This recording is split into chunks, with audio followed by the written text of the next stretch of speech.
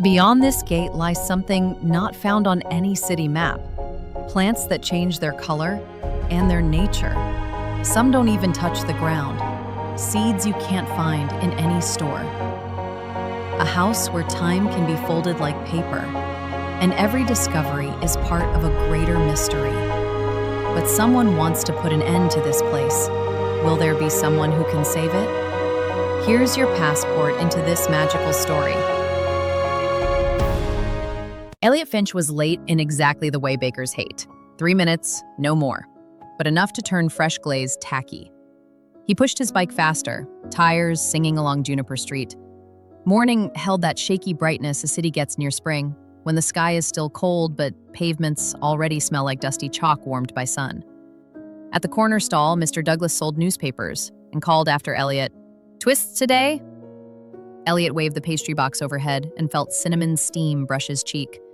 Priya Kapoor glided beside him, curls pinned under a helmet covered with tiny NASA stickers. She rode as though gravity were politely optional, the chain of her blue bicycle whisper clean. A block behind, Lucy pedaled on the narrow pavement, counting cracks aloud so she would not notice the speed. Vesper the kitten peered from Lucy's half-zipped backpack like a stowaway determined to write a travel review. Greencrest Avenue bustled with delivery vans. To one side smelled paint and sawdust from a shop refit, to the other drifted coffee roasting so dark Elliot's tongue ached. Between those odors slipped the newest fragrance on the street: brown butter, maple syrup, pink salt dust. Maple and Clock's brass bell rang as they coasted into the alley, its chime thin but confident, like a pencil striking glass. Under a magnolia that still wore winter buds waited a woman in a straw hat and denim apron. Soil colored her knees, and pruning shears poked like steel feathers from her pocket. "Delivery?" she asked. "I smelled cinnamon halfway down Colony Road." Her voice made Elliot think of watering cans hitting warm soil, soft, certain. He set the box on an upturned bucket. "Maple twists. I'm Elliot. This is Priya, Lucy, and Vesper." "I'm Grace Lemm. Grace works fine. I keep the garden behind the library." She turned towards the boarded red brick building next door. Even wrapped in plywood, the library's arched windows caught sunlight and flung it back, as if remembering how to glow. Lucy tugged Elliot's sleeve. "Library gardens are usually tiny. Is yours bigger than 4 books?" Grace's laugh sounded like 3 wooden wind chimes bumping gently. "Big enough to forget what time it is. Would you like to meet it? Pastries stay warm longer than you think." They had 16 minutes. Elliot glanced at Priya. Her raised eyebrow replied, "Adventure outweighs schedule." He nodded. Grace opened a side gate. Hinges groaned as though clearing throats after decades of hush. Beyond stretched a courtyard the size of half a city block, hidden from the street by high brick walls. 2 silver maples lifted polished branches. Their buds were tight fists now, but would soon uncurl into green applause. Beds of herbs and flowers laced the ground in curving paths. Where sunlight slipped through the branches, it painted coins of gold on dark soil. Air smelled of crushed mint, damp cedar chips, and the faint mineral sweetness of river stones. They rolled their bikes to a bench. Gravel crunched like fresh toast crumbs. Grace removed her gloves and walked to a lemon mint mound, knelt and pinched a leaf. Lucy leaned close. The scent popped cool and sharp, clearing winter dust from her thoughts. "This leaf kept me awake the year my husband learned to sleep in hospital beds," Grace said, her fingers lingering on the stem as if smoothing an old story. At a rosemary hedge, Priya rubbed slender needles. Wind carried pine and salt together, and a distant horn sounded like a ship. Grace smiled. "That is my morning promise hedge. Every day I stand here and name one small mercy. Some days, the hedge is the mercy. Even a cent can save a Tuesday." They reached calendula, bright coins of orange. Grace lifted one bloom, shook off dew, and tucked it behind Lucy's ear. Lucy straightened until she nearly floated. A robin hopped between beds. Vesper stalked 2 steps, then sat, pretending it had always intended philosophical observation. Elliot breathed in earth so rich it tasted like dark bread. At the greenhouse door, Priya spotted a paper notice whipping in sudden breeze. She steadied it and read aloud, voice flat. "City redevelopment plan. Library property to be cleared for municipal parking.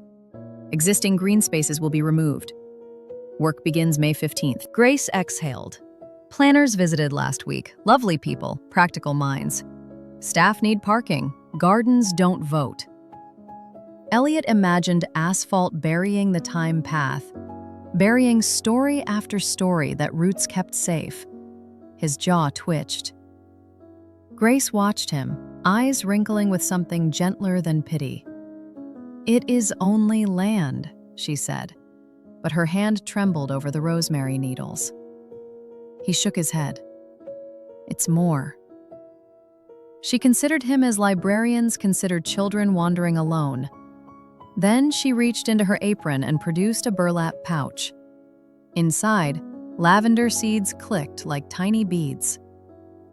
"Third generation from my honeymoon on Vancouver Island. If you and your friends can persuade the world these matter, take them. But be warned, seeds don't forgive haste."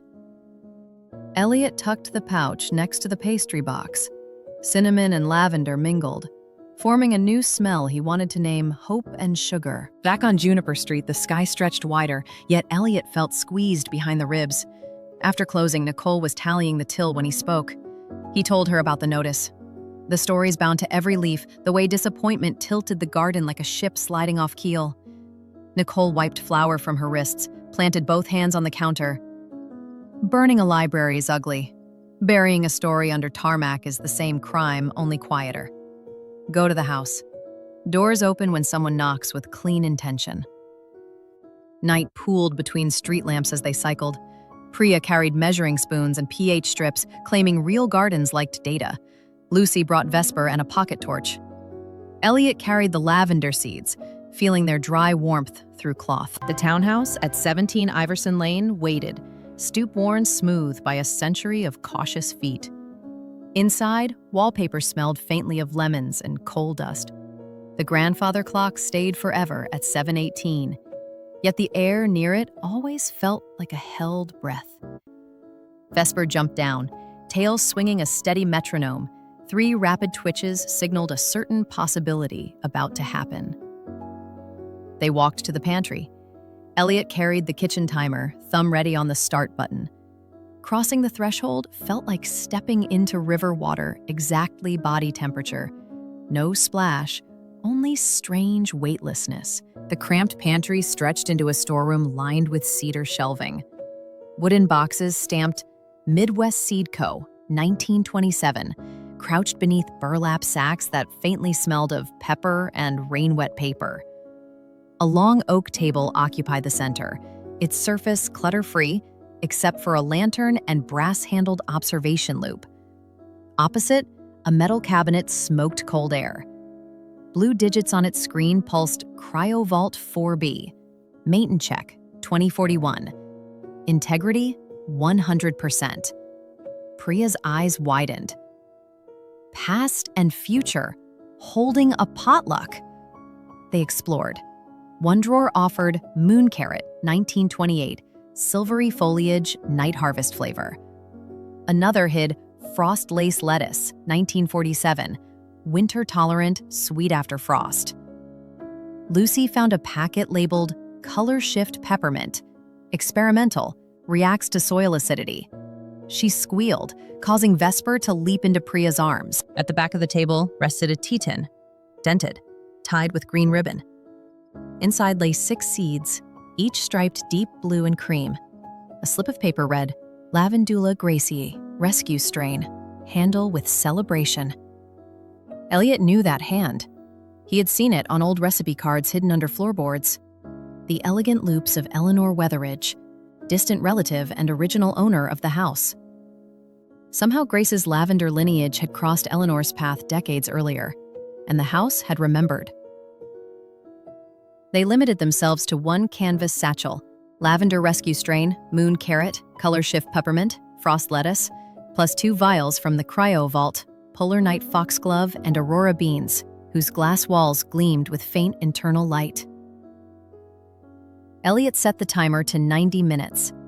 Time windows in the house respected boundaries when asked politely. Before leaving, Priya discovered a leather notebook between slats. Pages listed plants paired with sentences. Thyme, courage on nights when silence howls. Rosemary, gratitude on mornings thin as paper. On the last page, Eleanor had written, pass seeds on, but pass the meaning too. Priya folded the book into her courier bag. As they stepped back through the pantry, the walls shrank to ordinary size. Wallpaper dimmed to sensible beige. Vesper's ears flattened, then relaxed. The fold had closed, carrying its era away. Next dawn, Elliot rose before his alarm. The building across the alley reflected sunrise like orange marmalade. He gulped leftover coffee, still sweet from yesterday's brew, and filled a pannier with tools. Lucy was already downstairs, tying ribbon around seedling markers. Priya arrived with pH strips and a ruler for root races. Nicole handed over 2 foil parcels of cinnamon bread ends, muttering that laborers required fuel. At the library garden, Grace waited, mug of chicory coffee sending up steam. A jay argued with the robin on the hedge. Grace said good morning as if the words were a watering can. They sowed lavender in thin lines, Elliot reading from his notebook so every scoop of earth heard its story aloud. Priya measured soil acidity near the peppermint patch. Lucy organized a worm rescue brigade whenever a shovel unearthed pink coils. Vesper patrolled slug patrol, tail flicking approval. School dismissal brought volunteers, 10 classmates plus Alexander lugging a sketch pad bigger than his chest. He crouched and painted leaf portraits until paper smelled like sap. Grace watched his brush and whispered, "Paint their names wrong and they will sulk." Alexander smiled crookedly and added an extra curve to the rosemary icon, like a grin. Evening rain arrived slowly, polite as someone testing bathwater. Droplets deepened soil color, turned the notice on the greenhouse door translucent. In the blur, the word "removed" looked almost tender. Grace locked the gate at dusk. "Plants tucked," she murmured, eyes reflecting street lamp halos. Elliot left a bread parcel by her stoop. He suspected she would find it after they turned the corner, when no apology was possible and no gratitude necessary. Blogs buzzed like struck tuning forks. Headlines collided. Secret Heritage Garden faces paving tragedy. Could extraordinary seeds save an ordinary block? One post embedded Alexander's painted icons. Comments exploded with heart emojis and poorly spelled botanical hopes. City Hall announced a hearing. April 8, public input welcome. Grace scrolled the notice on Elliot's borrowed phone, thumb hovering above reply, then set the device on the counter as though it weighed 3 bricks. "I can speak for Rosemary," she said. "I'm less sure about microphones." The next week, 3 school groups arrived.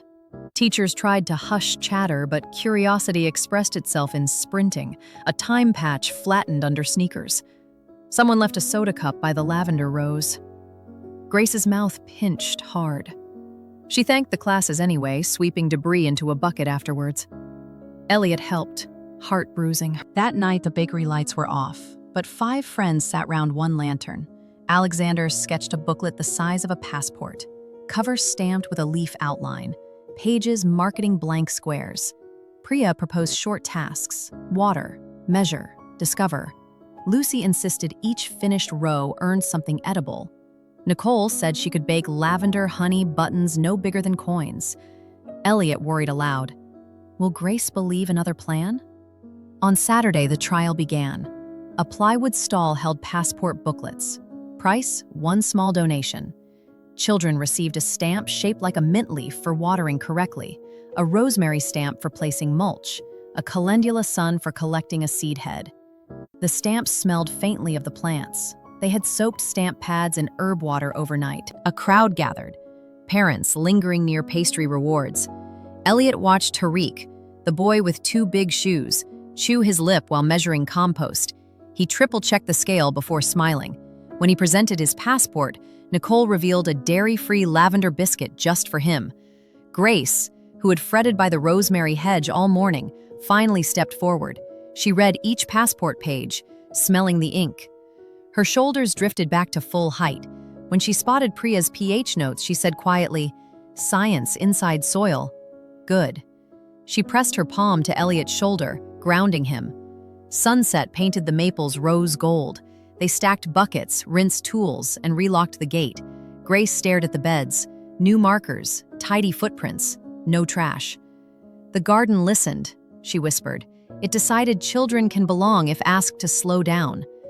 Elliot rode home under streetlights that hummed like mild bees. In his attic room, he wrote beside yesterday's line, "Invite a stranger with care, and a story gains 2 roots." Vesper purred a low, ticking rhythm.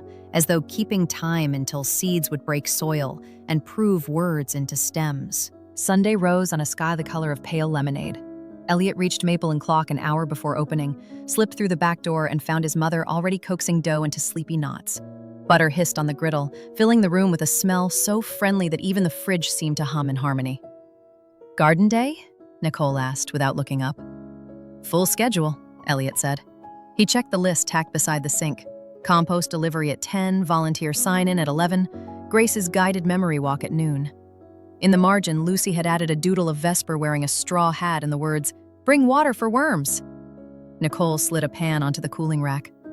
"Take the day-old rolls for the planting crew." Elliot packed rolls, a flask of mint water, and 2 stacks of blank passports.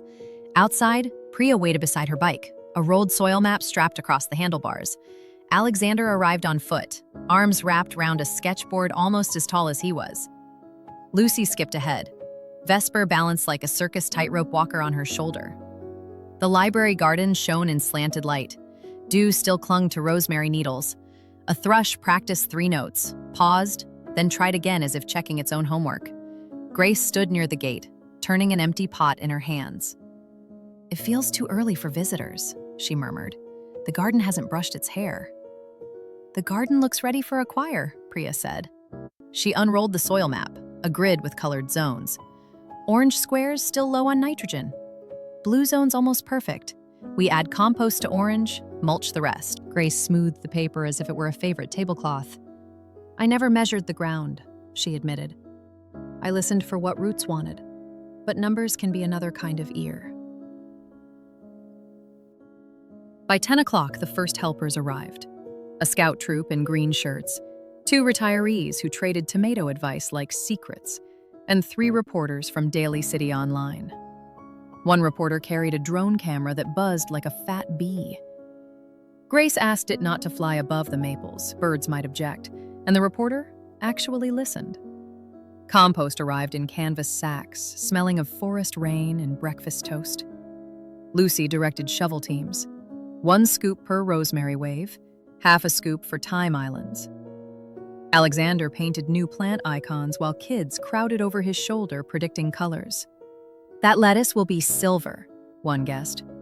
Another argued for midnight blue. At noon, Grace began the memory walk. She spoke quietly, forcing the group to lean in. She told how the first calendula sprout appeared the night she almost quit teaching because parents argued louder than children learned. The sprout was crooked but determined, and she decided to match its stubbornness. She paused at the lemon mint row. "If you stand here on a warm night," she said, "you can taste the moon in the leaves." Children closed their eyes, testing. Elliot saw 2 bloggers wiping tears. Stories entered listeners the way roots enter soil, finding cracks no shovel ever guessed. He wished the city council could stand on this path and feel the ground shift under memory's weight. After lunch, a courier delivered 3 boxes, stamped with the university crest. Inside were transparent domes, each half the size of a football. Priya's eyes lit. "Portable humidity hoods for delicate sprouts," she explained to Grace. "Loaned from the botany lab. They heard about the color shift peppermint." Grace tapped the plastic, laughed softly. "Little glass houses that follow the plant instead of the other way round. The future is polite." Throughout the afternoon, Elliot noticed strangers pressing passports to their noses after each stamp, as if hoping ink carried scent. It did. The team had soaked each pad in a matching herb infusion. When children completed 3 tasks, Nicole rewarded them with a lavender biscuit no bigger than a coin. One boy named Felix bit, closed his eyes, and whispered, "It tastes like a holiday I haven't taken yet."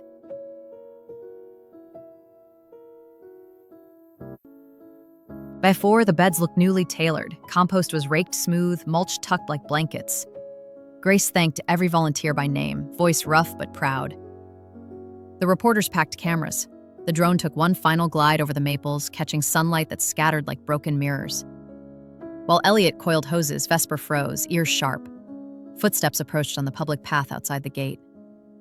A man in a charcoal suit appeared, sunglasses clipped to his collar. He carried a sleek tablet and frowned at the mud near the threshold. "Evening," Grace said. "Mark Devlin," the man replied. "Assistant to Deputy Planner Harris.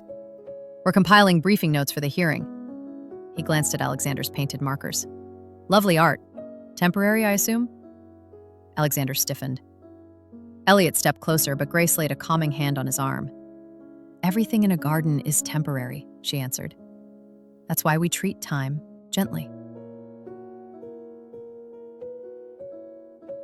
Devlin scrolled his tablet. Parking demand models still favor full clearance. Heritage value unconfirmed.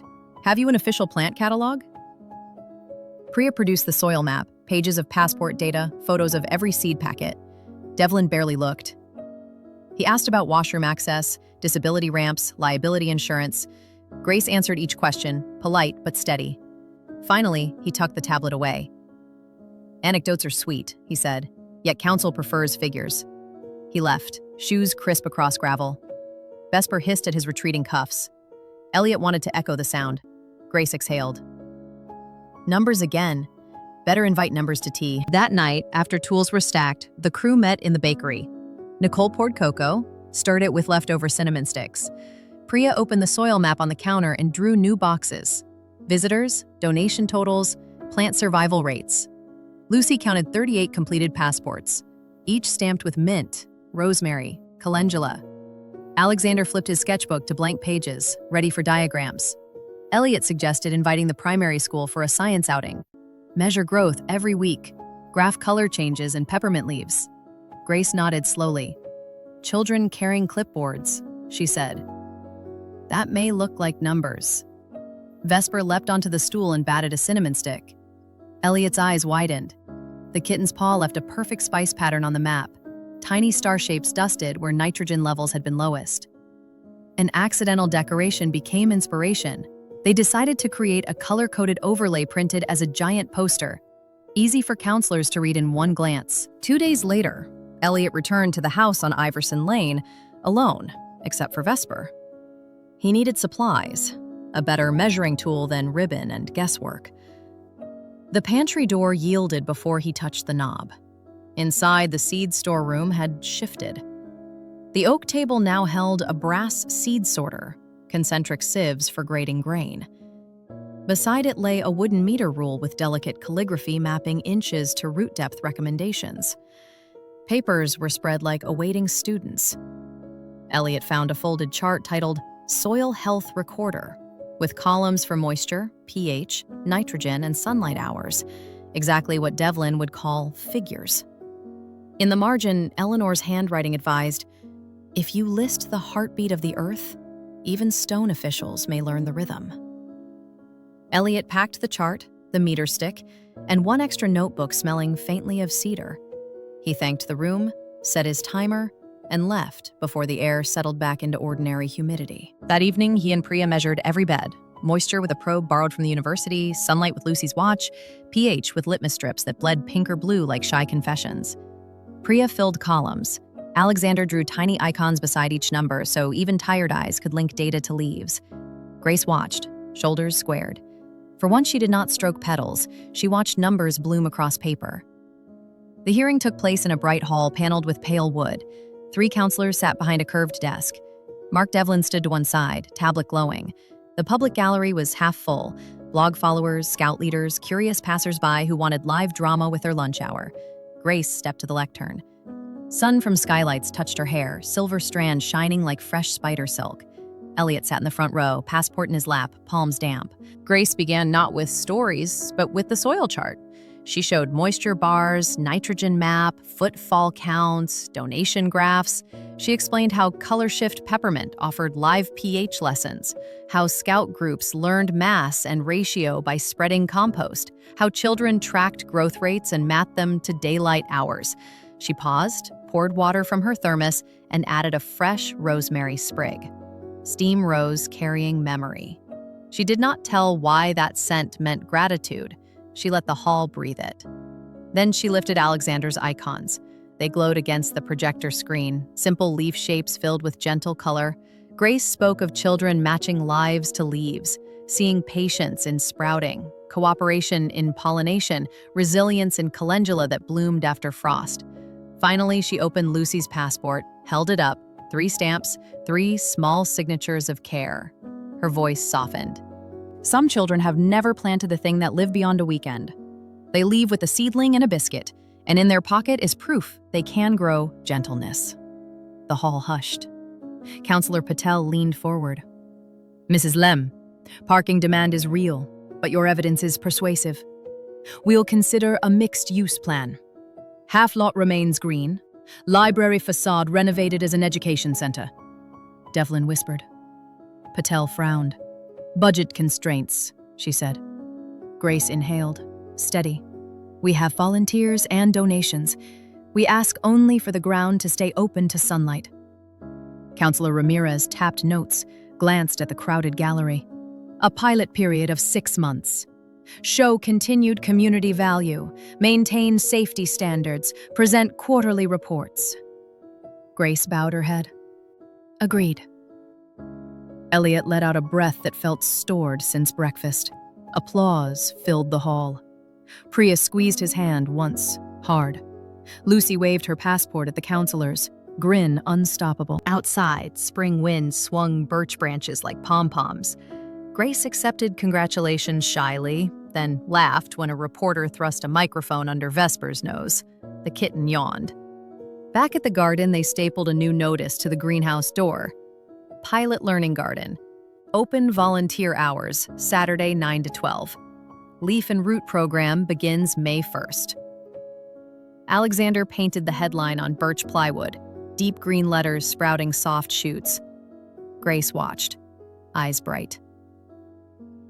That night, Elliot sat on his attic floor, Vesper curled on the seed chart.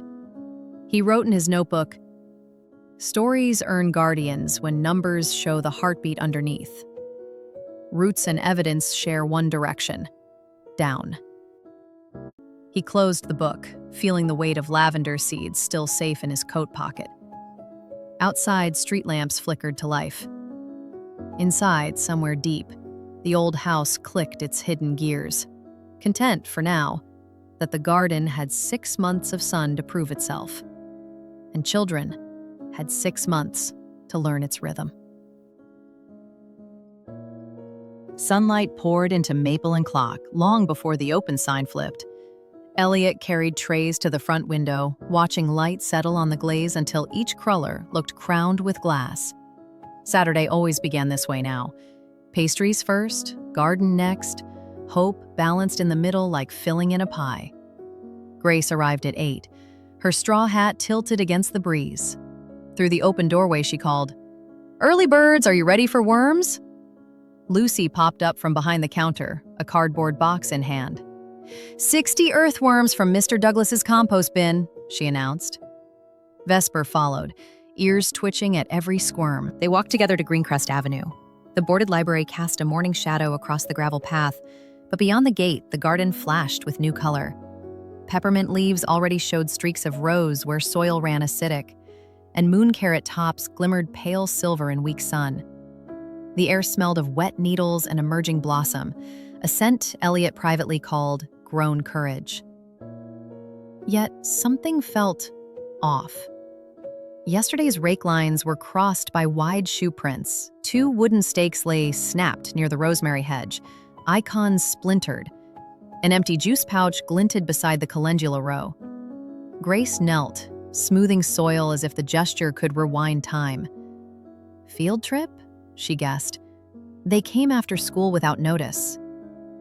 Elliot imagined 20 children charging paths like commuter trains. He remembered Devlin's warning. Council liked figures but demanded safety. Broken stakes counted as risk. Priya unrolled her new attendance chart. 47 visitors outside volunteer hours this week. That's growth we can't mulch away. Her brow creased with calculations. Alexander started replacing stakes. He painted fresh icons, slow, careful strokes while murmuring to calm himself. Lucy set earthworms free near the lemon mint bed with whispered instructions. Dig happy. Eat litter if you find it. At 10 o'clock, the gates squealed again. A family entered, children in bright trainers. The older boy sprinted straight for the color shift peppermint, yanking 2 leaves to show his sister the pink veins. Before anyone spoke, Grace walked over and crouched to the girl's eye level. "May I teach you how to ask a plant for a leaf?" she said. The girl blinked. Grace showed her how to touch a stem, feel its strength, choose only 1 leaf, and thank the plant aloud. The girl whispered, Thank you." Her brother looked embarrassed, then repeated the words. Grace smiled as if the sun had advanced by 5 degrees. Still, by lunch, the garden looked tired. Footprints marred mulch. Rosemary snapped where a toddler had tried to climb for fun, and 2 drone cameras buzzed overhead, one clipping maple leaves before the operator corrected course. Elliot wiped sweat from his forehead. The passport tasks slow people down, but only if they take one. Half of today's visitors wandered straight in, ignoring the stand. Priya unrolled blueprints she had drafted at 3 a.m. A new flow. Admission booth by the gate, compulsory orientation, tasks first, free exploring after. "We need structure," she said. "Gardens handle curiosity, not chaos." Grace hesitated. "I never wanted fences inside the yard." "But trampling is another kind of fence, one that pushes plants lower." They agreed to redesign before next Saturday. Clear signs, a check-in board, mentors stationed at each curve of the path. Alexander would paint the board. Lucy would train scout volunteers. Elliot would expand passport pages to include sketches of proper foot placement, cartoon feet stepping on gravel, not soil. That evening, back at the old house on Iverson Lane, Elliot felt walls listening. He whispered, "We need something that teaches quickly." The pantry door stood ajar. Inside, the room smelled of pressed paper. Where the seed racks had stood, a different setting waited. A narrow printing press with a wooden tray of movable type and a basket of blank cotton rag booklets. On the platen lay a single proof sheet, Leaf and Root Garden Passport, 2nd edition. Includes safety pledges, stamp squares, and blank pages for discoveries. Priya ran her fingers along the type, bumping tiny metal letters. "We could print tonight." They set lamp oil low. The warm brass glow felt like campfire around homework. Alexander arranged letters. Elliot inked rollers. Lucy pressed covers. Every few minutes, someone sang the drying chant Grace had taught children. "Ink sleeps, paper dreams." Because rhythm helps patience. At midnight, they stacked 100 fresh passports. The last page held a pledge. "I will walk softly, touch kindly, and leave the garden stronger." Lucy added a small drawing of Vesper wearing a foreman's hat. The fold faded. The press room shrank, replaced by ordinary pantry walls. But the passports remained, proof that time liked children who asked politely. Monday brought a new challenge. A school counselor phoned Maple and Clock. Could the garden host a joint outing for 75 students next week? Grace bit her lip. Elliot thought of trampled rosemary. Still, numbers mattered. He answered, yes, but with stricter rules. Everyone gets a mentor. Preparation began that afternoon. Priya drafted a mentor script. Greet, explain gravel lanes, demonstrate leaf asking. Alexander painted large wooden arrows, green on one side, red on the other, go and no.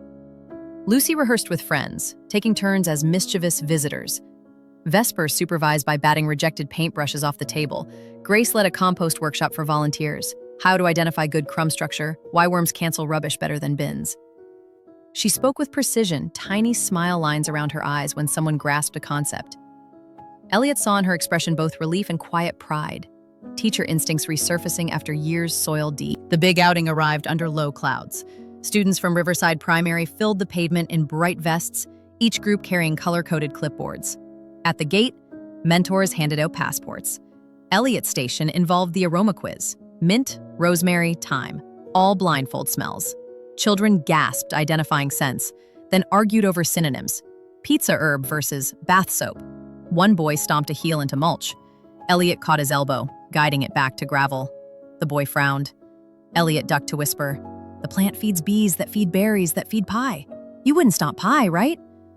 The boy snorted, but he stepped onto gravel and even brushed the mulch smooth. Grace stood beneath the maples, hats off, telling her morning promise story. The children grew still. Elliot watched shoulders drop, jaws unclench. Something about her voice welcomed silence as part of the lesson. Near the end, a sudden shower swept across the yard. Instead of chaos, mentors unfolded spare ponchos. Children squealed but obeyed gravel lanes. Rain brightened mint leaves until they looked lacquered. Color shift peppermint turned deep crimson where droplets lowered pH. The change stunned even jaded 12-year-olds. Counselor Patel appeared beside Devlin, umbrella high. she watched students measure leaf color with printer shade cards Priya had made. Devlin snapped photos. Patel asked Grace, "Are those figures updated weekly?" Priya produced a fresh chart. Patel smiled, faint but real. Rain tapered to mist. Children boarded buses waving passports like victory flags. Volunteers collected only 2 wrappers from gravel, proof of progress. Grace locked the gate and leaned on the latch, eyes shining with raindrops and maybe tears. "They left the rosemary unbroken," she said. "That's all I asked." Yet success carried new weight. Requests poured in. Birthday parties, corporate team building, bloggers wanting exclusive sunrise shoots. Alexander scrawled waitlist across a chalkboard. Priya calculated save capacity and found they had already exceeded it twice. Late Thursday, 2 teens climbed the library wall for after-hours selfies. Security lights flashed. They fled, leaving footprints in lettuce rows. Grace found the damage at dawn, moon carrot tops crushed. She sat on the damp path, silent. When Elliot arrived, she handed him a bent carrot sprout. Wonder turns frantic when unguarded. He replied, "Maybe we need wonder to arrive by appointment." He felt old saying it, but gardens aged faster under careless shoes. During Saturday's volunteer meeting, Lucy proposed guard hours. Grace refused. "I won't turn curiosity into trespass," she said. "Better to teach after-hours respect." Elliot thought of the house, how it opened folds only when trust walked through. Gardens could borrow that logic. So they planned night lantern walks, twice a month, limited tickets, guided by mentors with solar lamps. Tickets would fund inner-city school passports. Grace insisted on 3 simple rules printed on biodegradable sleeves. Walk as if roots can hear. Touch as if petals feel. Leave with fewer questions than you carried in. Alexander painted lantern sleeves with glow ink foxgloves. Priya wired fairy lights along gravel paths so boundary lines shone tick blue after sunset. Lucy mixed jars of herb tea to warm hands. Nicole baked moon carrot scones, silver-flecked crumb in lamplight. The first lantern walk sold out in 2 hours. Children filed in carrying quiet excitement. Fireflies drifted overhead, early for the season, drawn perhaps by foxglove perfume. Grace began with a whispered poem.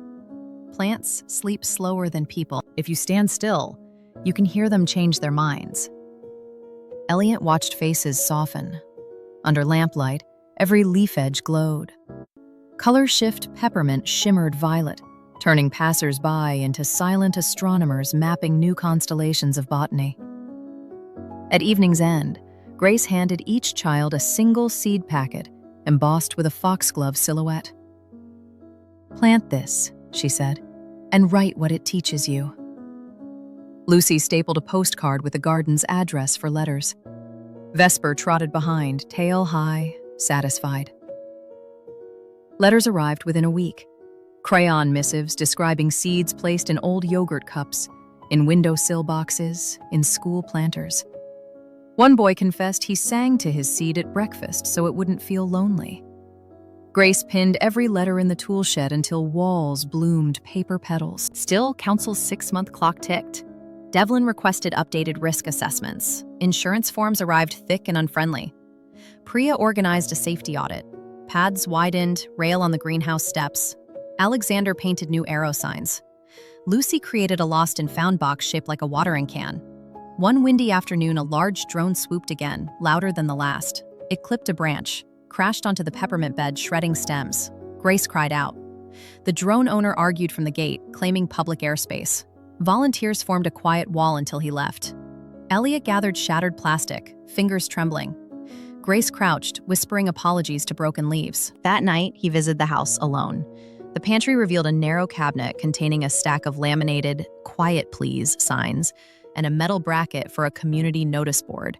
On top lay a thin volume titled Gardens and Public Harmony, a guide for very patient people. Eleanor's handwriting dotted the margins, suggestions for conflict, kindness, compromise. Elliot carried the book to the bakery, where Priya brewed mint tea. They read chapters aloud, techniques for setting gentle boundaries without scaring visitors. One idea glowed: art as boundary. If people walked into art, they might see ground instead of pavement. Alexander crafted a mural plan, a living willow tunnel entrance requiring stooping. Stepping onto soil from gravel would feel like stepping off stage. Grace agreed, though she worried willow roots might drink neighbors' lawns. Priya promised root barriers. During construction, neighbors peeked through cracks, intrigued rather than annoyed. Bloggers wrote pieces titled, "Garden Grows Walls Made of Trees." Devlin forwarded them to council with a single line, "Community engagement high." Summer solstice arrived with thick air smelling of sun-baked herbs. Peppermint gleamed jewel pink, moon carrots fattened underground. Charlotte, an elderly neighbor, told Grace the garden bell at dawn reminded her of orchards back home. She offered unused beehive frames. Grace accepted, voice soft. Elliot, now part-time bakery hand and part-time garden mentor, spent mornings weighing compost, afternoons studying for exams at a table under maple shade, evenings writing notebook lines that tried to make sense of such full days. One night after closing, lantern walk starlight spilled through the willow tunnel. Students from Riverside returned, this time as junior mentors. Felix, the egg-allergic boy, taught new visitors how to press mint leaves without bruising them. Tariq demonstrated correct gravel lane stepping. Seeing them, Elliot felt the garden had begun teaching itself. Grace stood by the rosemary hedge as always, but now she wore a small wooden badge. Keeper of stories. Lucy had burned the letters herself. Grace touched it often, perhaps to confirm it was not a dream. Late summer thunder growled once far off. Rain would come, but not yet. Elliot closed his notebook. A garden isn't saved by fences or fans. It's saved each time someone steps gently enough to hear roots breathe. Vesper curled around the badge on Grace's coat, guarding it like treasure. Lights dimmed, visitors drifted home, and the library's broken windows glowed pale, waiting for the next chapter when walls might fill with potting benches instead of dust. The garden breathed into night, more sure of its pulse, still counting weeks until council's final vote, but now armed with passports, lantern walks, letters from children, and a whispering army of seedlings sprouting on windowsills across the city. Quiet ambassadors that would not let elected minds forget the scent of rosemary at dawn. The first Saturday of September began with an unexpected hush. The city's buses still sighed along Greencrest Avenue, and the corner cafe clattered its cups, yet something in the air felt like a page holding its breath. Elliot Finch woke before his alarm, startled by the quiet. From the attic window, he saw the sky streaked pink, as though someone had brushed peach jam across pale toast. Downstairs, Maple and Clock already smelled of nutmeg and brown sugar. Nicole Finch folded dough with slow confidence. "New term starts today," she said, voice warm as the ovens. "If a garden can earn a school, it can earn cinnamon knots for every pupil." Elliot buttered trays, mind racing ahead. Today would test everything they had built. Passports, mentors, willow tunnel, lantern paths, the pledge stamped in every field notebook. Today, 60 children would arrive for the opening of Leaf and Root Saturday School. Lucy bounded in wearing overalls splattered with mint green paint. Vesper balanced on her shoulder like a living epaulette, tail curling. "We printed the last badge last night," Lucy said, waving a wooden disc etched with a sprout. "Miss Grace gets badge number 1. Teachers need first-day gifts." At 8:30, the team wheeled boxes to the library gate. The willow tunnel rustled hello, its thin branches woven overhead like an arch of living lace. Morning light filtered through, stippling gravel with soft green coins. Priya Kapoor pinned the day's schedule beside the entrance. Soil science 9:30, pollinator storytime 10:15, seed saving 11. Alexander taped up a hand-painted map that showed every learning spot. Tool shed lab, memory bench, Rainbow Peppermint Plot, and tiny arrows pointing back to the bakery where warm rolls napped in paper bags. Grace Lemm arrived last, carrying a battered satchel and wearing a sun hat tied with new ribbon that matched the calendula blooms glowing behind her. When she saw the waiting children, her posture straightened like a sapling at first light. She accepted Lucy's gift badge, pinned it near her collar, and took a long breath. "I was a teacher long ago," she admitted quietly. "I thought those days were finished." She met Elliot's gaze, then Priya's, then Lucy's. Turns out, stories can grow new classrooms. Elliot checked his watch. 9:30. "Ready?" Grace lifted a hand. Children hushed as though someone had lowered a velvet curtain over the morning bustle. She spoke softly, but her words carried through the garden. "When you enter, walk as if roots can hear you. When you touch, touch as if petals feel. When you leave, carry fewer questions than you arrived with, because the answers will be inside your pockets. With that, the first session began. Soil science met at the toolshed lab. Priya set 3 clear cylinders on a plank table: sand, silt, and clay. She poured water, stirring each jar, watching the dirt swirl like tiny brown galaxies. 12 pupils leaned close. Felix, egg allergy biscuit hero, measured density with a homemade float, decorated to look like a leaf boat. Tariq timed the settling layers on his phone, calling seconds as if refereeing a fair but urgent race. The jars separated into stripes, heavy clay sinking fastest, light sand lingering.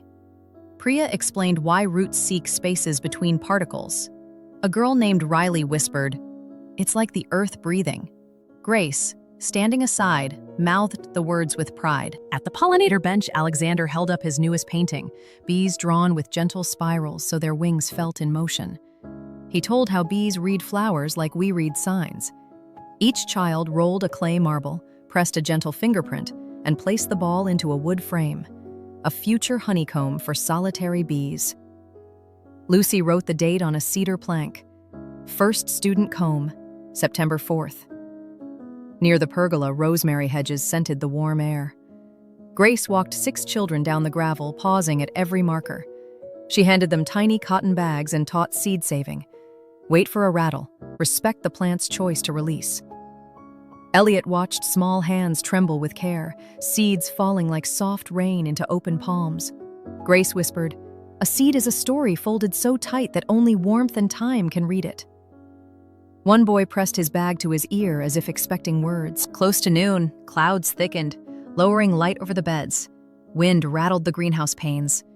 Elliot felt a drop on his arm. Rain. He checked schedules, 30 minutes left before dismissal, and no indoor shelter large enough for everyone. Grace clapped for attention. Garden lesson number 8. Weather listens only to itself. She led the group into the willow tunnel. Leaves swayed but did not break. Parents huddled near the gate. Elliot counted heads, every mentor raising a thumb when all children were under cover. Rain arrived in full, drumming on branches, perfuming the air with mint and new pages. Inside the tunnel, green light pulsed. Grace began a story in low tones. Water muffled traffic, wrapping her words. She told of planting the first lavender shrub years ago, how she pressed the root ball into earth and vowed to remember joy even if nobody witnessed it. Rain peppered leaves like applause. She described nights reading hospital charts by mint lamp, mornings naming one good thing beside rosemary, afternoons teaching her son to count petals because numbers hidden in beauty feel less frightening. Children breathed as though reading long sentences for the first time. Elliot, listening, noticed Priya wipe her glasses though they held no rain. Alexander sketched shadows, lines trembling under the weight of spoken time. When rain softened to drizzle, Grace finished. Stories root us, she said, just above a whisper. They ask only that we stand still long enough to hear them grow. The group stepped out. Clouds drifted, sun returned, rain glittered on leaves like confetti too small to sweep. Rosemary's scent sharpened. Peppermint flashed bright violet where pH had dipped. The garden felt taller. Parents exchanged looks, half relief, half wonder. One mother hugged Grace without warning. A father asked for a schedule of next month's classes. After cleanup, Lucy discovered 2 sets of footprints in a bed of moon carrots. Fresh, large, careless. Elliot's stomach sank. He followed the path to the library wall where a loose board hung ajar. Proof someone had climbed after hours again. Grace knelt. One carrot crown lay snapped in 2. She touched it. Silent. Vesper brushed her leg, humming sympathy. Priya inspected the board. A better fence invites more climbing, she muttered. Elliot felt frustration prick like nettles. The garden's success lured kindness and carelessness equally. If they couldn't protect after hours, numbers on safety reports would tilt wrong. That evening, at the bakery table, they plotted. Nicole brewed mint tea strong enough to calm nerves. Priya proposed installing a motion-sensing light. Grace hated bright glare spilling over maple branches. Alexander wondered about wind chimes, sounds signaling presence without anger. Lucy suggested a game, an after-hours mystery path that let curious kids in but directed them safely away from beds. Grace brightened. Invite mischief to a better playground. They drafted a maze. Wind chimes hung on poles, reflective pebbles marking safe footing. Visitors entering in secret would follow lights threaded through willow arches, discovering reflective questions on signs. If you stepped here to see magic, what magic will you leave behind? Can feet whisper? Try. At Maze's end, a wooden box would hold field notebooks for night wanderers, blank pages titled, "Why I Came After Dark." Visitors could write or draw anonymously. A mentor would collect notebooks each dawn. They called it Moonpath. Grace loved the name. Night had been friend and foe to her garden. Time for reflection, time for fear. Now, Night could teach. The house on Iverson Lane contributed unexpected help. The pantry fold opened just long enough to reveal a crate of glass beads filled with faintly glowing moss. The light was soft, green-blue, non-startling. Elliot filled jars for the Moonpath posts. When he thanked the room, the light flickered in what he hoped was approval. Construction took a week. Volunteers dug shallow trenches, set posts, strung wire with moss jars. Alexander painted arrows in glow ink that drank daylight and returned it hours later. Grace wrote questions in waterproof ink. Lucy tested the path after dusk, Vesper trotting ahead. She declared it mischief approved. Word spread, secretly as intended. Footprint damage dropped to almost none. Next morning, the first Moonpath notebook was half filled. Sketches of leaves, short poems, a confession from one teen that she climbed because gardens sound like songs with volume low. Grace read each entry aloud during mentor meeting. No names, just voices learning punctuation of soil. Council's final vote loomed 2 weeks away. Devlin requested one more report. Priya compiled data. Visitor numbers, volunteer hours, 0 litter after introducing path, drone policy compliance. Grace added letters from children, photocopied and stapled like sturdy petals. On hearing day, the chamber felt less hostile. When Grace walked to the lectern, some counselors nodded a greeting. She carried a pot of moon carrot whose leaves shone silver under fluorescent bulbs. She said only, "Tonight, this carrot will glow at a child's bedside. Let's keep the light where everyone can reach it." Counselor Ramirez spoke first. He acknowledged improved safety metrics and educational impact. Counselor Patel highlighted community funding and 0 taxpayer costs beyond structural repairs to the library. They voted.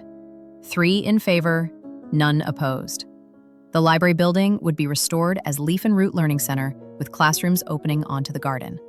Parking would relocate to an unused lot 2 streets over.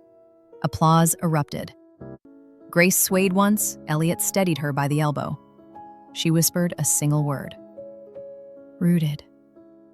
Celebration preparations blurred. The bakery worked overtime, rolling rosemary pretzels shaped like leaves. Students decorated tree ring cookies with mint icing. Alexander finished a mural across the library's fresh plaster, a spiral of seeds becoming saplings, then trees, then seeds again, winding upward. Beside it, he painted 3 block letters in forest green. Grow. Opening day arrived bright and brisk. A ribbon stretched across the willow tunnel, tied with calendula yellow bows. Counselors, neighbors, teachers, and children filled the street. Grace held a pair of garden shears polished so well they flashed the sun, but before cutting, she turned to the crowd. This place was almost a parking lot. Then it was almost a museum. Now it is a school. Because children asked questions and plants answered. May every lesson finish with soil under fingernails and gratitude under tongues. She cut. Cheers scattered like startled finches. Banners unfurled, the learning center doors opened, revealing potting benches, microscopes, shelves of notebooks waiting. Inside the main hall hung a wooden sign carved by Lucy. Some stories grow best in daylight, others glow at night. Beneath it, notebooks from the Moonpath rested in a glass case beside the drone fragments. Both mistakes and miracles honored. Elliot guided Counselor Patel to the peppermint bed, now striped violet, pink, and green. Patel bent, sniffed, smiled. Color-coded learning, she said. Better than textbooks.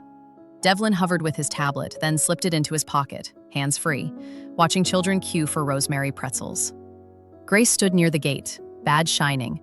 She looked neither tired nor overwhelmed, only ready.